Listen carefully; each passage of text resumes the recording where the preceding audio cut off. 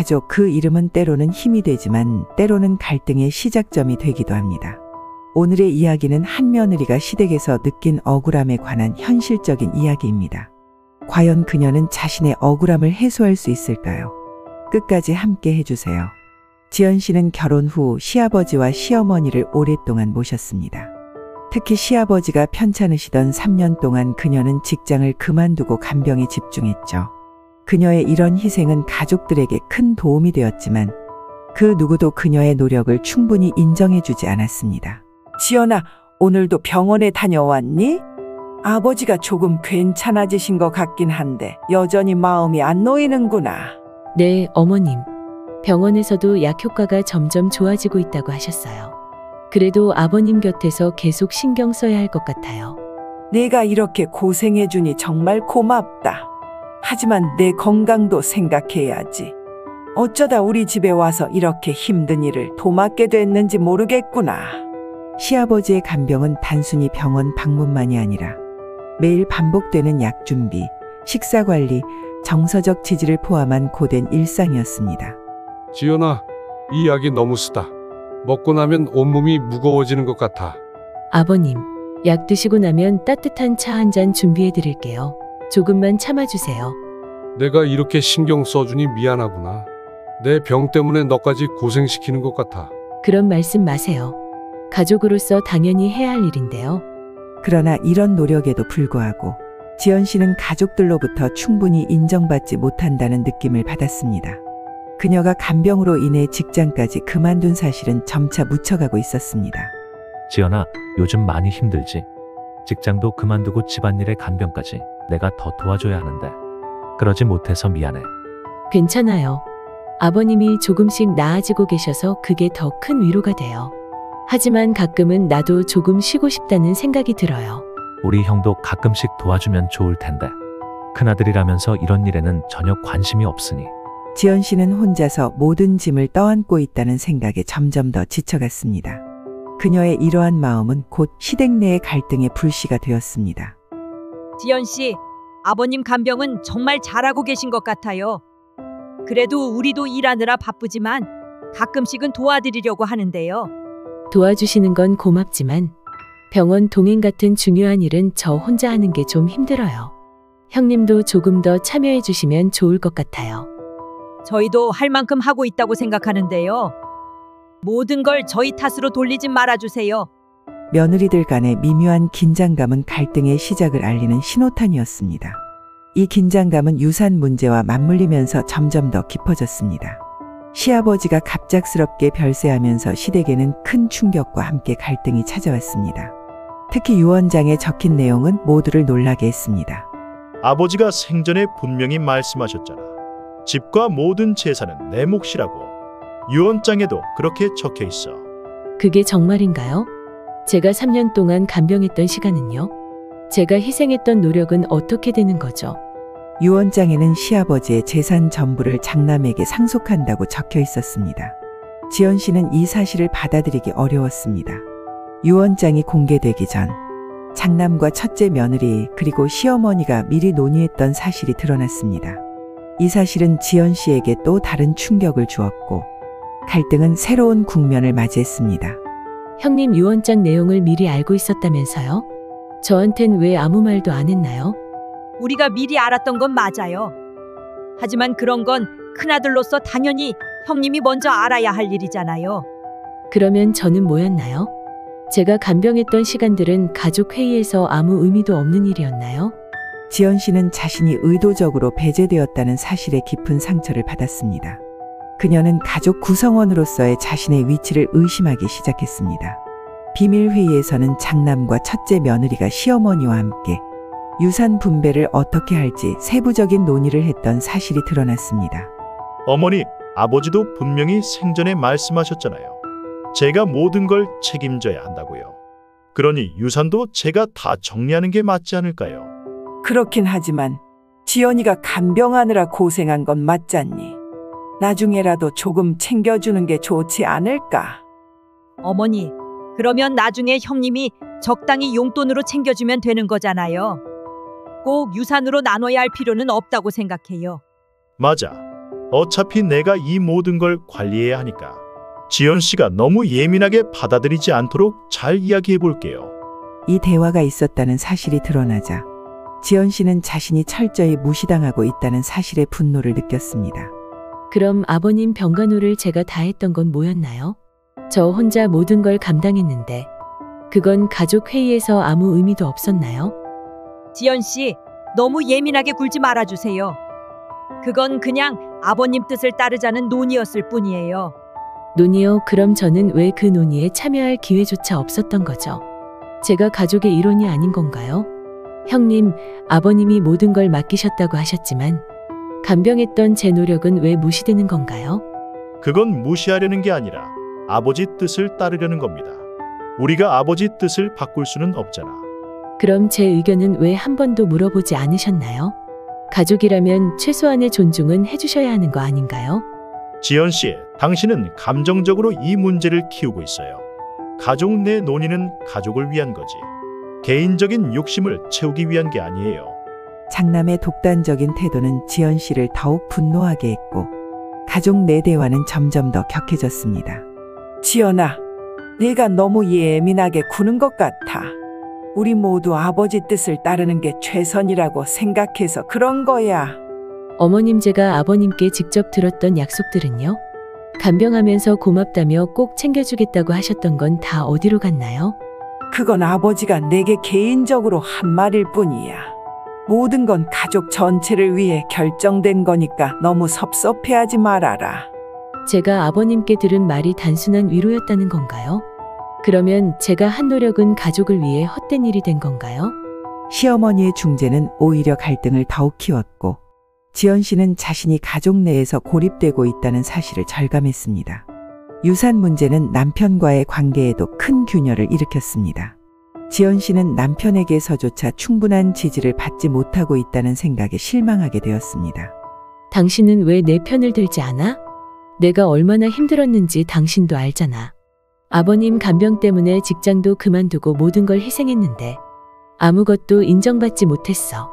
나도 내가 얼마나 고생했는지 알아. 하지만 가족끼리 싸우는 건 원치 않아.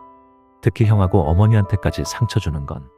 그럼 내가 상처받는 건 괜찮다는 거야? 당신은 항상 중립만 지키려고 하잖아. 내가 이렇게 힘들어도 아무 말도 안 하면서. 남편, 중립이 아니라 난 그냥 모두가 상처받지 않았으면 하는 거야. 그게 중립이지. 당신도 내 노력을 인정하지 않는 거나 마찬가지야. 당신이 내 편이 아니면 이 싸움에서 난 완전히 혼자인 거야. 남편과의 대화는 점점 감정적으로 치달았고 지연 씨는 자신이 모든 상황에서 홀로 남겨졌다는 느낌을 강하게 받았습니다. 솔직히 형은 아버지랑 가장 많이 이야기를 나누고 재산 문제도 아버지가 믿고 맡기셨을 거야. 우리가 너무 욕심 부리는 건 아닌지 생각해보자. 욕심이라고? 내가 요구하는 게 욕심이야? 그럼 당신이 책임지지 않았던 모든 간병과 내가 포기한 직장도 다 내 욕심 때문이라는 거야? 그런 뜻이 아니야. 하지만 지금 상황을 더 복잡하게 만들고 싶지 않다는 거야. 그럼 당신은 그냥 아무것도 하지 않겠다는 거지. 내 힘으로 모든 걸 해결하라고. 가족은 함께 해야 하는 거 아니야? 남편의 소극적인 태도는 지연 씨에게 또 다른 실망감을 안겼고 그녀는 점점 더 고립감을 느끼게 되었습니다. 유언장이 공개된 이후 첫째 며느리와 시어머니는 점점 강한 연대를 형성하며 지연 씨를 압박하기 시작했습니다. 그들의 연대는 때로는 간접적인 비판으로 때로는 직접적인 논쟁으로 드러났습니다. 지연 씨, 가족이라면 아버님 뜻을 받아들이는 게 옳지 않나요?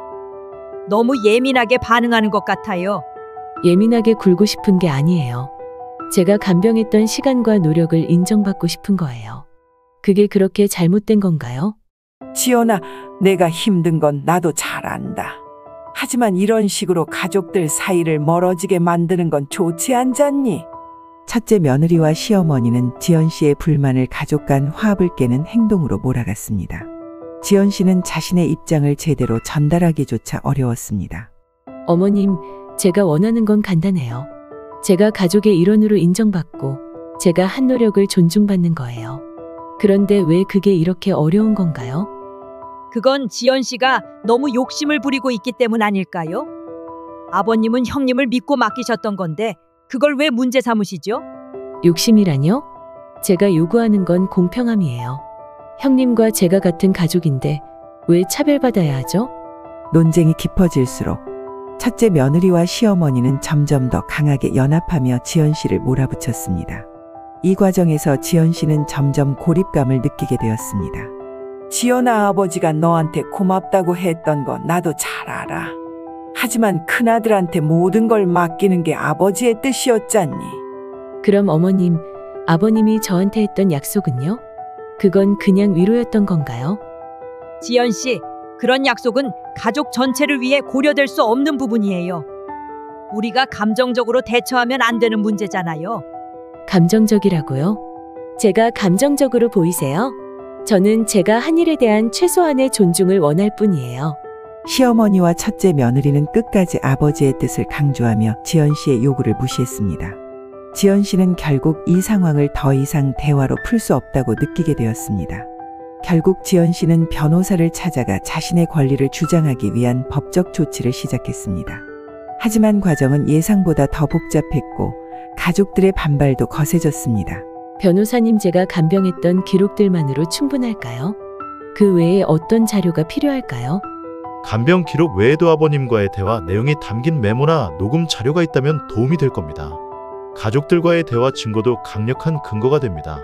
지연 씨는 변호사의 조언을 듣고 자신이 가진 모든 자료를 모으기 시작했습니다. 하지만 그녀가 법적 조치를 취한다는 사실이 가족들에게 알려지며 갈등은 더욱 심화되었습니다. 지연 씨, 당신이 우리 가족을 이렇게 만드는 이유가 뭡니까? 아버지 뜻을 존중하자는 거였잖아요. 제가 원하는 건 제 노력과 희생이 무시되지 않는 거예요. 가족으로서 당연히 존중받아야 한다고 생각합니다. 그렇다고 법적으로까지 가야 하는 겁니까? 가족끼리 해결할 수 있는 문제를 왜 이렇게 키우는 거죠? 장남의 반발은 지연 씨를 더 힘들게 했습니다. 하지만 그녀는 자신의 입장을 굽히지 않기로 결심했습니다. 법적으로까지 간다니 지연 씨 정말 너무하네요. 우리 가족 다 힘들게 만들 작정이에요? 제가 하고 싶은 건 가족 내 공평함을 찾는 거예요. 제가 받은 상처와 노력을 인정받고 싶을 뿐입니다. 공평이라뇨? 아버님 뜻을 따르는 게 공평한 거 아닌가요? 그럼 제가 가족이 아니라는 뜻인가요? 제 노력은 왜 당연한 것으로 치부하시는 건가요? 지연 씨, 가족 내에서 증거를 확보하기 어려운 경우도 많습니다. 하지만 주변 지인이나 병원 기록 등 외부 자료로도 충분히 기여도를 주장할 수 있습니다. 제가 준비할 수 있는 건 다 해볼게요. 이런 상황에서 다른 방법이 없다면 끝까지 가볼 겁니다. 변호사의 조언은 지연 씨에게 새로운 희망을 주었습니다. 하지만 그녀는 여전히 가족과의 갈등이 해결되지 않을까봐 두려워했습니다. 지연 씨는 법적 조치를 진행하면서도 가족과의 관계를 완전히 잃고 싶지 않았습니다. 그녀는 여러 차례 대화를 통해 갈등을 해결하려는 노력을 이어갔습니다. 어머님, 저는 이 문제를 법적으로 푸는 게 저도 힘들어요. 하지만 다른 방법이 없다고 느꼈습니다. 그래도 가족으로서의 관계를 포기하고 싶진 않아요. 지연아, 내 마음은 알겠다만 내가 이렇게까지 나가니 우리도 참 곤란하다. 가족끼리 이런 일로 싸우는 건 아버지도 원치 않으셨을 거야. 그럼 어머님, 제가 몇 년간 했던 간병과 희생은 어디로 갔나요? 그걸 인정받고 싶은 제 마음이 그렇게 잘못된 건가요? 지연 씨의 호소는 시어머니의 마음을 조금씩 움직였지만 여전히 첫째 며느리와 장남의 태도는 완강했습니다. 지연 씨, 당신이 원하는 게 뭡니까? 모든 걸 가져가겠다는 겁니까? 우리가 이렇게 된 게 누구 때문인데요? 아주버님, 저는 모든 걸 원한 적이 없어요. 제가 한 노력에 대해 최소한의 인정과 공평한 대우를 바라는 겁니다. 그게 그렇게 큰 욕심인가요? 공평이란 말을 그렇게 쉽게 하지 마세요. 가족을 위해 희생한 건 우리 모두입니다. 지연 씨 혼자만 힘들었던 건 아니에요. 지연 씨는 대화로 문제를 풀기 위해 애썼지만 가족들의 반발은 여전히 강했습니다. 그녀는 결국 법적 조치를 유지하면서도 가족들과의 관계를 회복하려는 두 갈래의 길을 선택했습니다. 지연아, 형과 형수도 자기들 입장이 있잖아. 조금씩 양보하면 안 될까? 양보라고? 나 혼자 포기하라는 거지. 당신은 왜 항상 그쪽 편만 드는 건데? 그런 게 아니라 나도 가족 관계를 깨고 싶지 않아서 그래. 가족 관계는 나만 노력해서 지켜야 하는 거야? 내가 정말 얼마나 더 참아야 해? 남편과의 대화에서도 풀리지 않는 감정들이 쌓여갔지만 지연 씨는 포기하지 않았습니다. 그녀는 여전히 가족들과의 관계를 회복하기 위한 작은 희망을 놓지 않았습니다. 어머님, 형님, 저는 제 마음을 계속 열어두겠습니다. 우리가 대화를 통해 조금이라도 해결책을 찾을 수 있으면 좋겠어요. 시어머니, 지연아, 내가 이렇게 이야기해주니 고맙구나. 나도 최선을 다해보마. 지연 씨의 진심 어린 태도는 결국 가족들의 마음을 조금씩 움직이기 시작했습니다. 하지만 갈등을 완전히 해결하기까지는 여전히 시간이 필요했습니다. 마무리 멘트, 여러분이라면 어떻게 하시겠습니까? 지연 씨의 행동은 정당했을까요? 가족 간의 갈등을 해결하는 가장 좋은 방법은 무엇일까요? 여러분의 생각을 댓글로 남겨주세요. 구독과 좋아요, 알림 설정도 잊지 마세요. 다음 시간에도 깊이 있는 가족 이야기를 들고 찾아오겠습니다.